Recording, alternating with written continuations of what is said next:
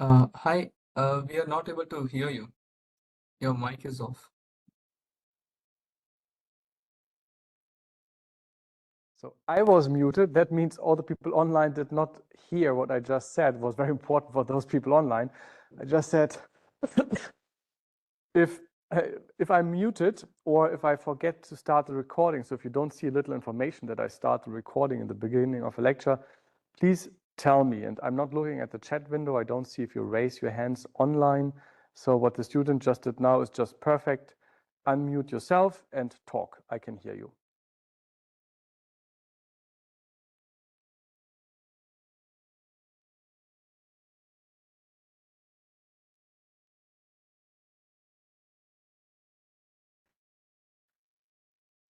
You will find that vectors are a very important concept for machine learning. So I'm not sure if you have learned about vectors already in high school or maybe now at the university. Maybe you always wondered, why the hell do you need to learn about a vector? Where can you use that in real life? Here is the place where you can apply it.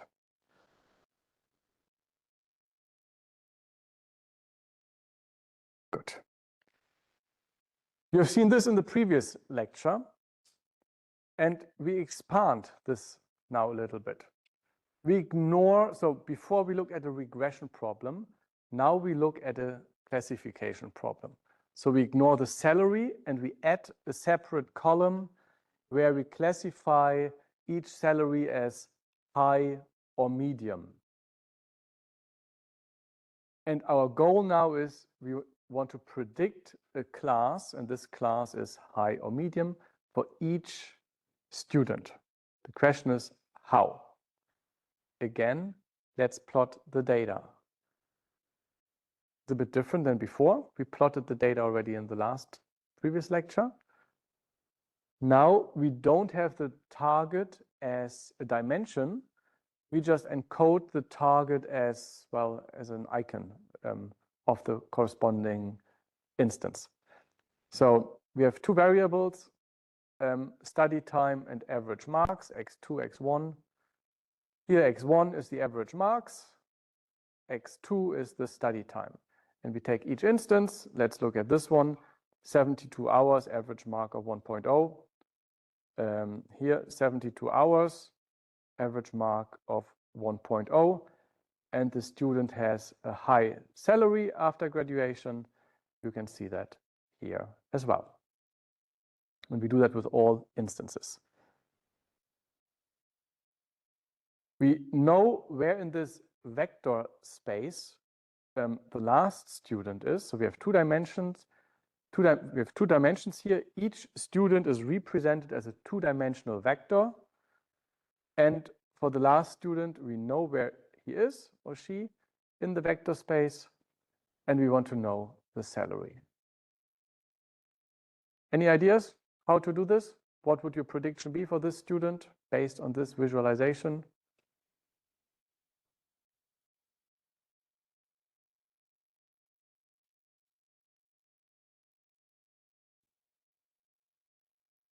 What's your best guess?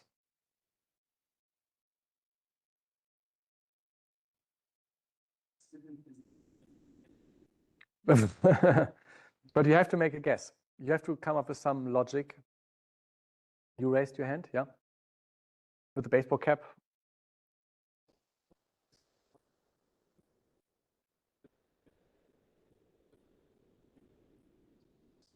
Okay, so you look at the closest neighbor. This one has a medium salary. You think this one will have the same. Yeah. Any other opinions?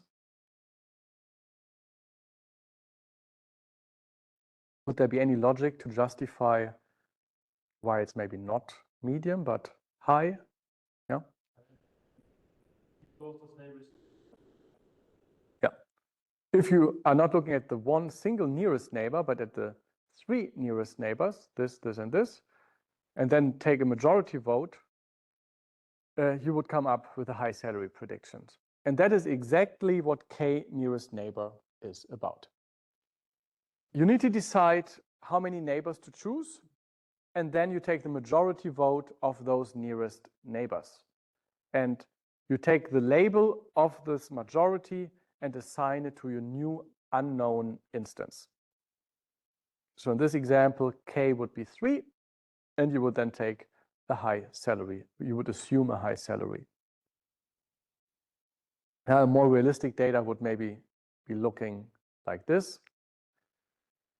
And this is the algorithm. So this is your first machine learning algorithm, KNN, K nearest neighbor. Look at the source code for a minute or two, and then we talk about that.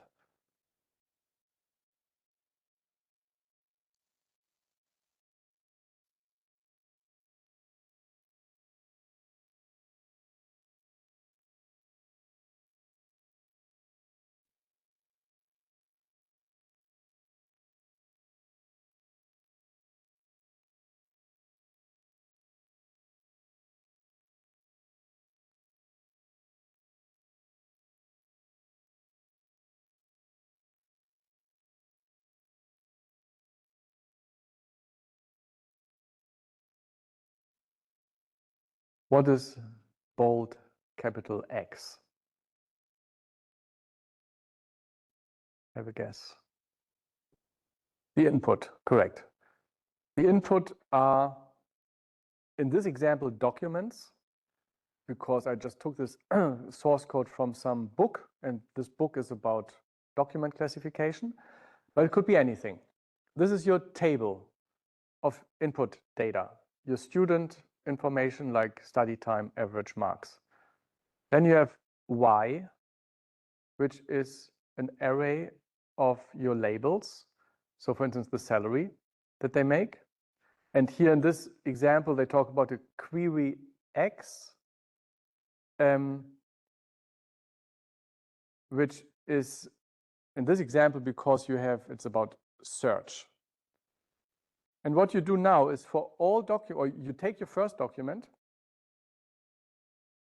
and calculate the distance between this first document and all other documents, or in this example, to the query. And then you compute the set I that contains the K nearest neighbors, and you return the majority label.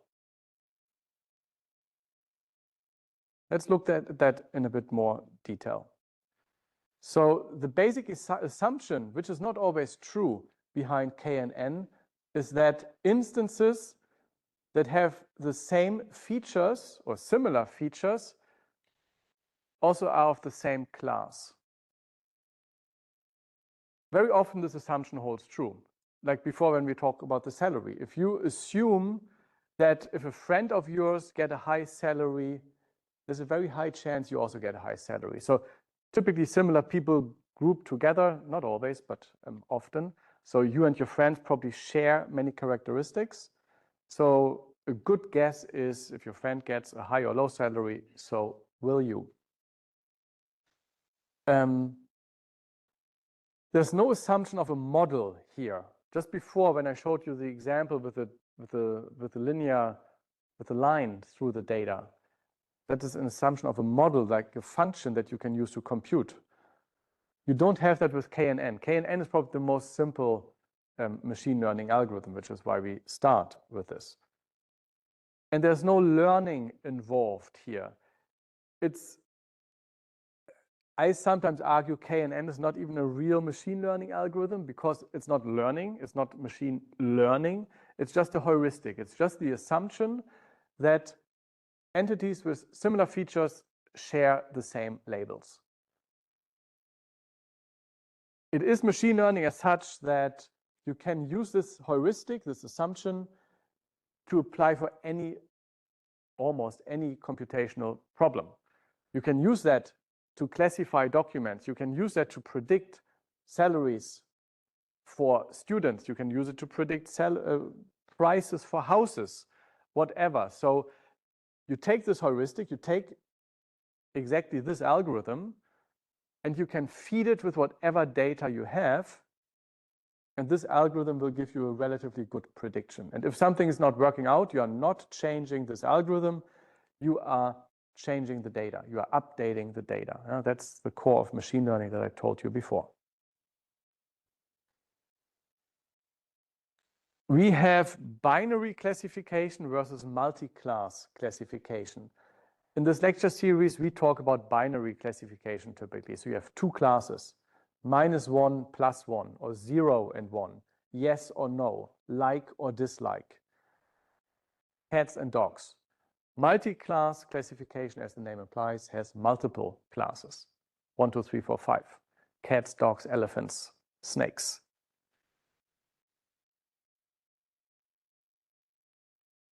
So what are the important questions here? First one, so if you really wanted to implement this, if you really want to implement this here, you need to know what is K. Yeah. What do you put in here? What is the distance and how to measure it? And because you compute the distance between your input document and every other document, this can become also computationally quite expensive. So my primary field of research is recommender systems, so giving product recommendations to customers.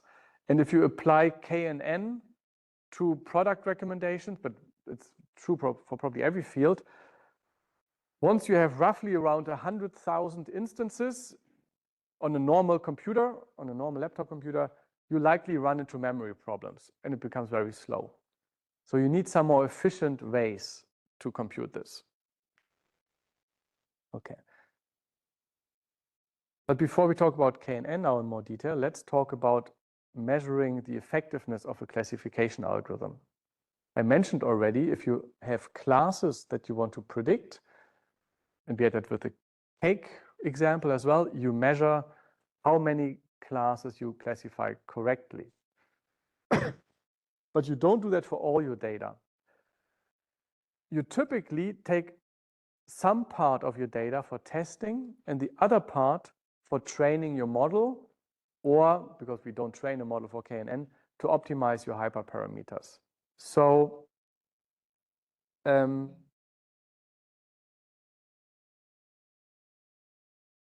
you would take some random samples out of your data and use that for testing later. So the remaining parts, so everything that is not highlighted here, you use to train your model, to find the function, to find the optimal K, and then later you test it on other data. To give an example, let's assume that, and this is a very simple example, you have two algorithms, algorithm A, algorithm B. And typically you always want to know which algorithm is best.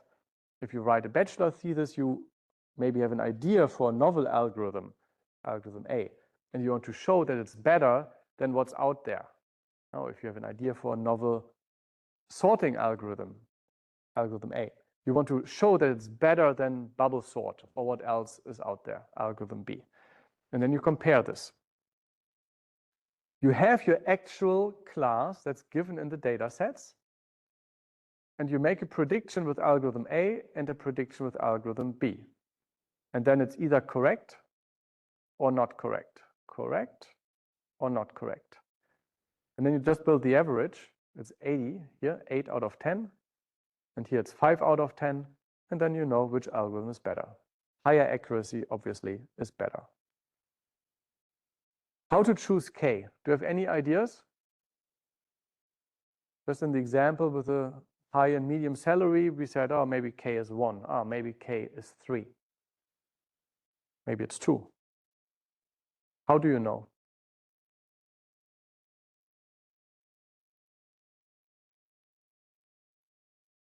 In the previous example, in the beginning, if you must make a decision to take K as 1 or 2 or 3 or 5, what do you choose?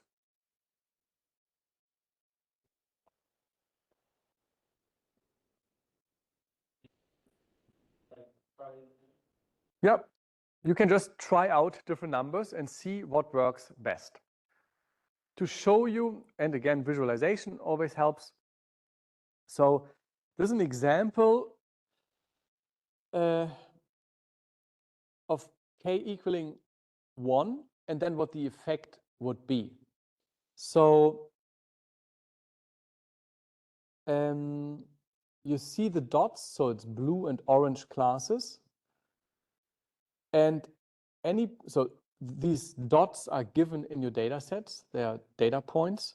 And any new point that would be in the, well, in German, schraffierte, so like this dotted area, would be corresponding here. So let's say you would have a new instance here. It would be classified as blue because the nearest neighbor to this point is here. If you would have a new instance here, it would also be classified as blue because the nearest neighbor is here. So you see a very scattered, broken up area. That's normally probably not really good. I mean, if you assume, we will talk later about outliers. That is data points that are somewhere where they should not be, or that are just very unusual. So you're looking at this, imagine you would have a new instance here. It would be classified as blue, but probably that's not really the best solution. Probably orange would be better, I argue, because everything around there is orange. So if you would take a larger k, like here, the 20 nearest neighbors, you would get this area.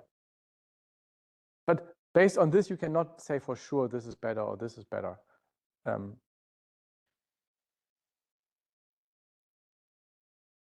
What if k equals m? M is the number of instances. Sorry? All the instances? Yeah, all instances, yeah.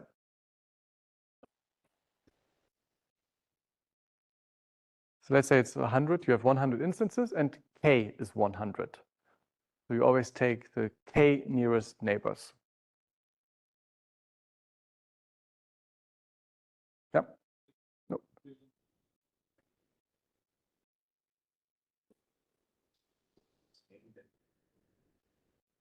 What will it do? Both processes are same, then the model will break. No, it will not break the model. You will always have the same prediction. You will always predict the majority class. Or do you mean it will break because you take 1 point out and then, yeah, okay, if you argue, of course, if you have 100 points, you take 1 out, you have 99 left, and if you then look at the 100 nearest neighbors, it would break. But that's not what I mean, and that's what I said before. You take out your test data before. So if k equals m, you just always take the majority vote. There's just one space of blue or orange in this example. There's a few other examples here. So this is the original data. The color indicates the class. And this is the single nearest neighbor classifier. And this would be k equals 5. K is a hyperparameter. It's a very important term. You must remember that, hyperparameter. You will later learn about parameters. They are part of a model. The hyperparameter is just a setting of your algorithm. A hyperparameter cannot be learned. There's no really smart way of choosing it. What the student said before is more or less the right answer. You have to try out different hyperparameters. So if you don't have if you use a software library that implements a machine learning algorithm, they always have a default hyperparameter for k, for instance. Often it works reasonably well, but if you really want to have the best performance, you must optimize each hyperparameter. So you would take your data, try k equals 1. Here. You would get this performance. Then k equals 2, 3, 4, 5, 6, and so on. And you might end up with a chart like this. So then you would know, okay, the optimal hyperparameter would be here. Here I have the highest accuracy. This is relatively simple because it's just one hyperparameter. The problem is some more complex machine learning algorithms have many hyperparameters, and then this becomes very expensive again. And the problem is you never know if it's not maybe like this. If you would have a chart like this, you probably would say, oh, okay, it's going down, down, down. So let's take this one. But you never can be 100% sure that at some point it's not going to be like this. But that's just how it is. There's different search methods for hyperparameter optimization. Brute force would be just trying out everything. That's not feasible typically. Then there's random search, grid search, and more advanced methods like Bayesian optimization. That's a research field in its own, because this is computational very expensive, but it has a large effect on your effectiveness. So doing this efficiently is important. Random search just means you define a search space. So let's say K between 5 and 100. And then you randomly choose 5 values or 10 or 20 values. In grid search, you define a grid. And Bayesian optimization is looking at the performance change.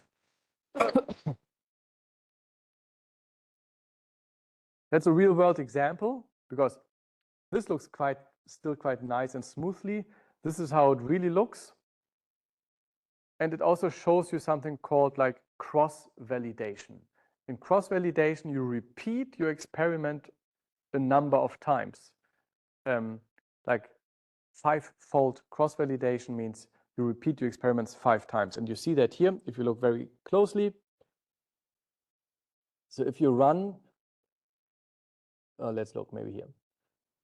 If you run with K equals 50 and you do it 5 times, you will get, and every time you choose a different sample of your data to do the testing on, then you will get these 5 points, 1, 2, 3, 4, 5. And you see it's quite a difference. It's between 0.26, so 26% accuracy, and around 29%.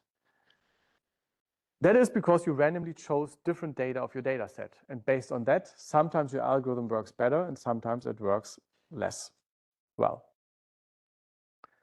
But if you take the average of the 5 points, that's what the straight line shows, you will see that the optimal K is somewhere here.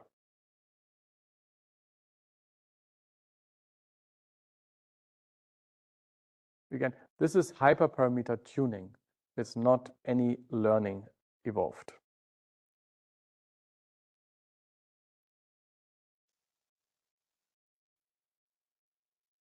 The second important question was how to measure distance between different points in the vector space.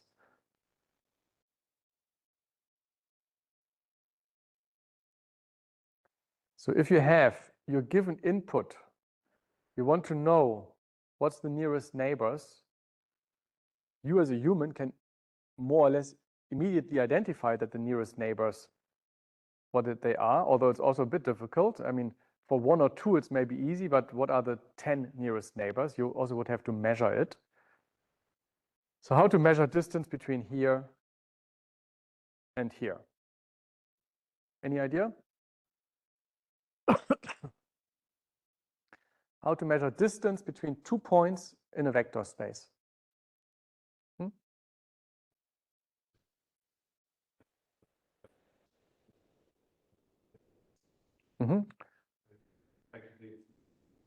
Yeah, Euclidean. Yeah, the Euclidean distance is a relatively obvious choice. Do you know any other methods to calculate distance in a vector space? Manhattan distance. How do you know about this? I mean, where did you learn about this? In another lecture or general computer science? Okay, good, very good. We talk about that in a few minutes. So let's become a bit more technical.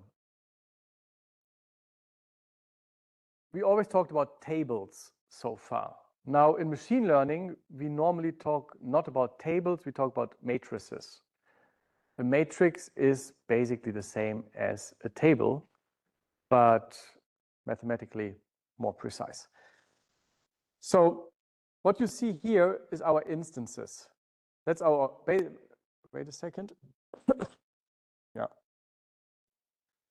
Imagine that this is our data set, and this here represents one instance, one student, for instance. This is the second student. And this is the last student. That's the matrix X. And then you have the vector Y with each element representing a label. So that would be the salary of this student. This would be the salary of this student. You can also write this matrix here as in this way. Now each vector x1, xi, xm is representing a single instance. And you can think of each instance as a point in a vector space. Now, it's not mathematically entirely correct that a vector is a point, but I think it's more intuitive, and I will use this terminology. So this vector would be here, and actually the student would be here at this point with the coordinates x11 and x12.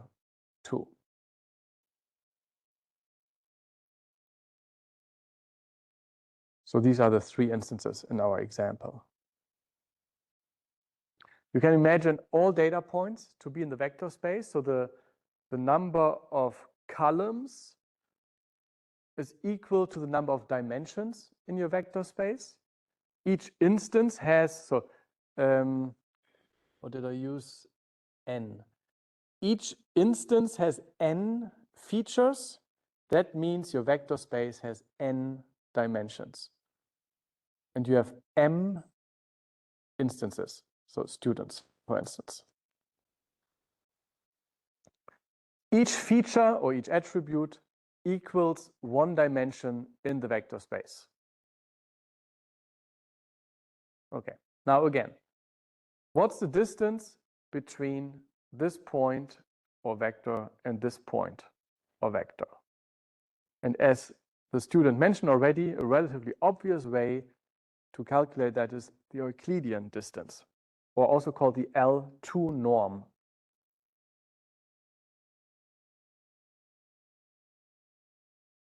And the Euclidean distance, for those who forgot, it's just the intuitive, in a two-dimensional space, it's the straight line, the direct connection between the 2 points. Going one step back, calculating the distance between the origin and a particular point, it's the length of a vector. There's different ways of writing that. You need to remember this. I typically use this terminology. This is rather uncommon, and this terminology, or also this one. And that is just German Pythagoras, in English Pythagoras, I believe to pronounce. So it's something you also learn in high school or even before high school. And finally, if you ever wondered, why do you need to know this? Why do you need to know that a squared plus b squared equals c squared? Here's the answer. You can use it for machine learning. You can use it for many practical applications with machine learning.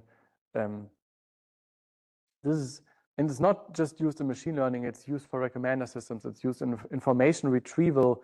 This is really a very key concept that you use in computer science in many domains. You want to calculate distance between 2 points. So it's just, if you want to know then this distance, it's just the square root of this squared plus this squared. We are not normally working in a two-dimensional space, but in a n-dimensional space. And that's just the same. You just square all the individual values, x1 squared up to xn squared, and take the square root. So then you have the distance of 2 points in a multidimensional vector space. If you want to have that not between the origin and the vector, but between two vectors, it's pretty much the same. You want to know this distance. So you are just subtracting the two elements for this dimension and for this dimension, and are squaring it.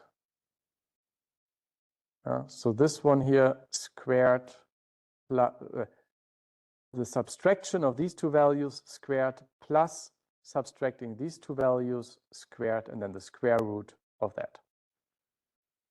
And in an n-dimensional space, again, the same. There's a good chance, I mean, not a guarantee, but there's a good chance this will be in the exam. Let's say 50-50 chance that you have something like this in the exam. And that's the general notation of writing it, the L2 norm of the two vectors x1 and xp.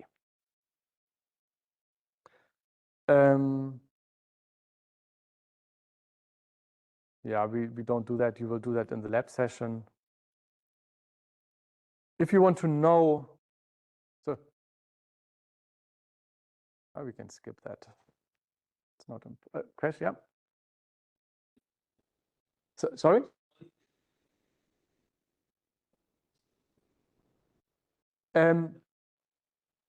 Because it's the L2 norm, there's also the L1 norm. That's the Manhattan distance. I don't know why the yeah, I believe. So your question is, why is it L2 norm, right? Why is it not? There's a general formula for all these distance measures. And I believe, I don't know exactly the answer, but I believe because you are squaring the values, it's the L2 norm. Later in the L1 norm, you just subtract the individual values without squaring them. But I don't know exactly. I'm just guessing. Yeah. Okay, back to KNN. We know now how to calculate the distance. Now we need to compare the instances. Again, we have to compare your given instance for which you want to make a classification and calculate the distance with all other instances. And that has quite a high time complexity and space complexity. There is, so KNN is a very old algorithm. I don't know when it was invented, but long time ago, long time before you were born, long time before even I was born. There has been lots of research on how to speed up the algorithm, how to reduce memory consumptions. We will not talk about that in this lecture series, but if you're interested in it, look at these things like KD trees or ball trees. You can then reduce this search time, I think, to acceptable amounts. When I showed this to you, there's something massively wrong here. What is really wrong? If you would see this in a newspaper, if you would do this in an exam, like if you were to come up with this in an exam, I would tell you you failed. Why is that?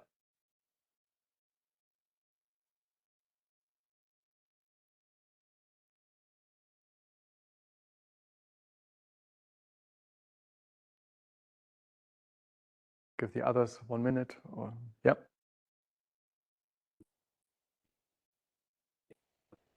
Yeah, yes. I'm sure you all saw that right away when I showed it to you the first time. The scaling of the axis is wrong. I just made that because it's easier to draw for me. If you see this here, the scale is from 1 to 4 or to 5, and here it's from 0 to 70, yet like in terms of centimeters, this is exactly the same as this. If you were to use proper scales, it would look like this. And then also like what is really the nearest neighbor would change. It's not important really now, but This is also something, if you look at newspapers, sometimes they do mistakes like that. I mean, they drew wrong conclusions based on mistakes like this. So my advice, not just relating to machine learning, just in general, if you see a chart in a newspaper, in a lecture, first thing to do is look at the scales. Look at the x-axis, the y-axis. Look if they are cut off, because even also then the data could be skewed or give a wrong impression, or like this, it's a big mistake. And I'm sure you all saw that before. Okay, that was almost your first machine learning algorithm. There's many extensions of KNN. Instead of using a fixed set of KNN, you could just look at a radius, which may make more sense if there's not too much data. If you think of, just going back here. So instead of saying we always take k equals 2 or k equals 3, you could just say, okay, we always take a radius of 5. So we look at all data points in this area, regardless of how many, if it's 1 or 2 or 5, and we take the majority vote of that. By the way, what do you do if the majority vote is undecided? So if for some reason you use k equals 2 and then one label is positive, the other label is negative.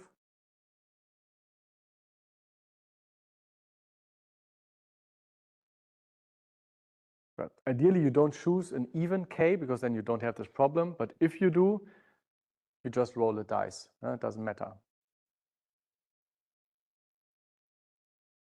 Yeah.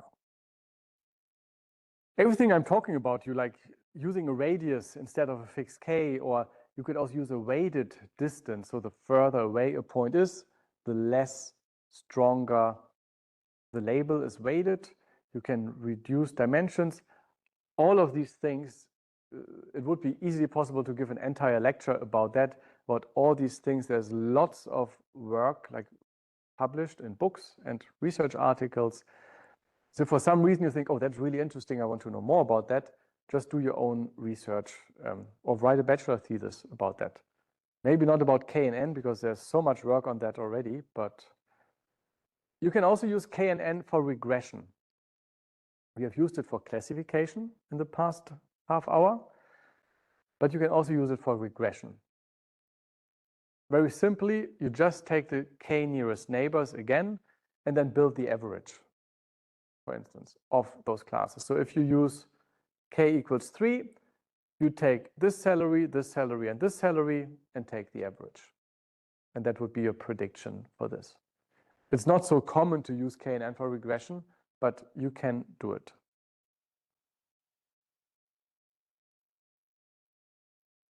I think it's an obvious question. Where will KNN work better?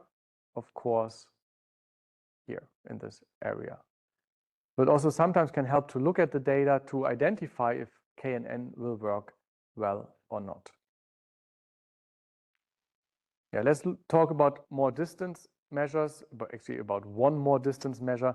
Who of you, can you raise your hand, knows the Manhattan distance, the L1 norm?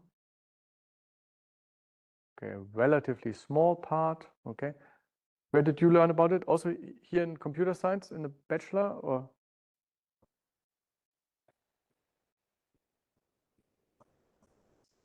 In school, okay. How about you?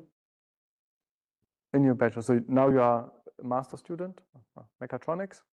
What? Oh, okay, human computation, good. The Manhattan distance, it's also called the taxi, I think, distance. It's based on Manhattan, because in Manhattan, if you have ever been there, but actually almost everywhere in the United States, they build their cities in blocks. So it's not like in Germany where the roads are like this, which is often much more efficient actually than the American way. Because in America, if you want to go from this point to this point, it doesn't matter which way you go. What you would want is the green line, that's the Euclidean distance, but that's not possible unless you have a helicopter or something. If you have a car, then the green line, the red line, the blue line, or the yellow line are all the same distance, and they are called the Manhattan distance. So they are, so you take for each feature between 2 points, you subtract them, but other than with Euclidean distance, you are not squaring them. So that's why this here is, so you can ignore this part basically. And then you sum up all the differences. So the Manhattan distance between these 2 points is the difference between here and here, and between here and here. The red line illustrates that best. You can also see already that this distance, of course, it's much bigger than this distance.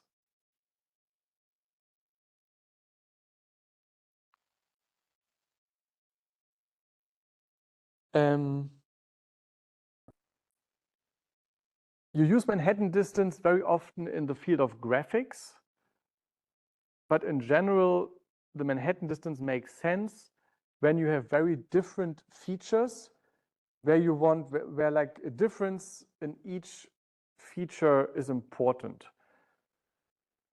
Just give you an example. Let's assume you measure the time for swimming and the time for running.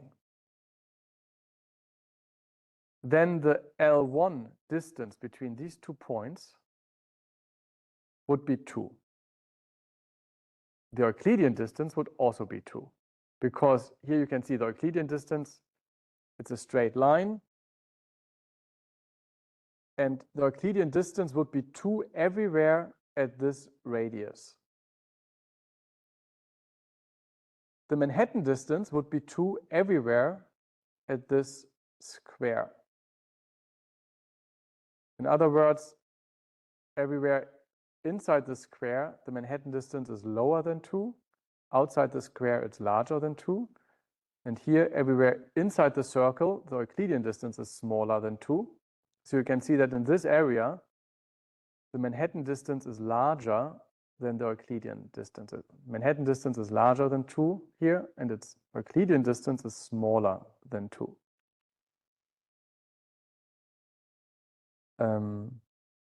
Yeah. Have a look at this just yourself and think about this question. Could L1 ever be smaller? So could the Manhattan distance ever be smaller than the Euclidean distance for a given point? Think about that at home. Manhattan distance, as I mentioned, often makes sense with images or with colors. If you have the RGB space, red, green, blue. And so let's think of an example. So let's say you have 2 or 3 points. 1 point here, 1 point here, and 1 point, I don't know, somewhere here.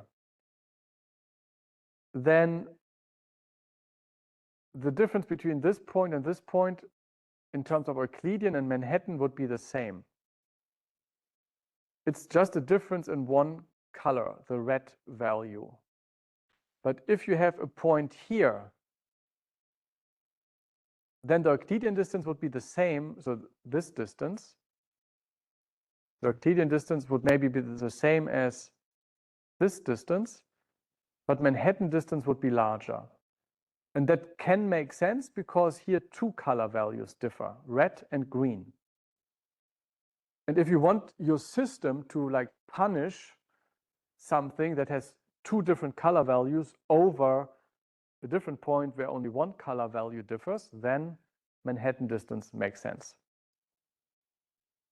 Yeah, and this is the general, so coming back to your question, why is the L2 norm with these 2 dashes and a 2? There's a generic distance functions called Minkowski distance. It's this formula where Q is a variable. It can be 1, 2, 3, and indefinite. And if it's 1, then this is the Manhattan distance. That's why I just said before you can ignore this for the Manhattan distance. And if it's 2, then you are squaring your differences. But it can also be 3 or 4 or 5. I don't know if this is ever being used. It's also not intuitive, I believe. But you can even, in theory, make it infinitive. Yeah, these are just, maybe look at this at home as well. I'll talk about it in a lab session. Which distance is best? I indicated this already, it depends. There's not a generic answer to that, obviously, otherwise I wouldn't be showing both of them. There's lots of work on this. Yeah. If you look, if you're not familiar with this, Google has a special search engine for research articles. It's called Google Scholar. It helps you to find research articles. So if you're ever interested in some real research results, and not just about machine learning, if, I don't know, if you read a news article and you think, well, what are they writing? Where's this information coming from? And you want to see some real research, maybe use Google Scholar to find some study. Like if some news article tells you about coffee is unhealthy, and they just say it, they don't tell you how they come up to that conclusion, use Google Scholar and you will find hundreds of studies that look at the health effects of coffee and many other things. So, and if you look for distance metrics on Google Scholar, you will find thousands of results, and each of these documents is looking at different distance measures and which one is best and how to improve it and what the intuition is behind it, and so on and so forth. So again, this was your first machine learning algorithm. If you want to have more details, I can recommend this course. It's an online course, it's a video. And this one, where you just learn in more depth about KNN. You don't have to do that, it's not relevant for the exam. For the exam, only the lab session and this lecture is relevant. That concludes this lecture. Oh, we are a bit early again, good for you.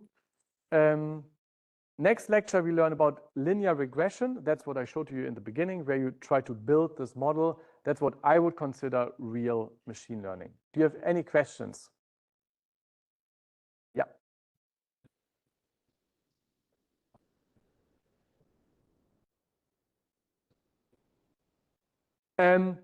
You need to know Euclidean distance and Manhattan distance for the exam.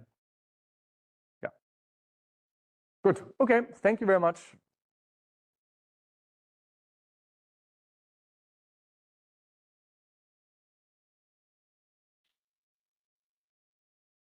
And maybe you need to know that this generic function exists, but you will not, yeah, about the distance, the Minkowski.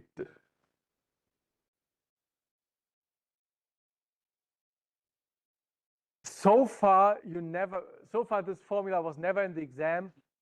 Maybe try to remember it. I mean, if you remember this, then you know the formula for Manhattan and Euclidean anyway. So just learn this one formula.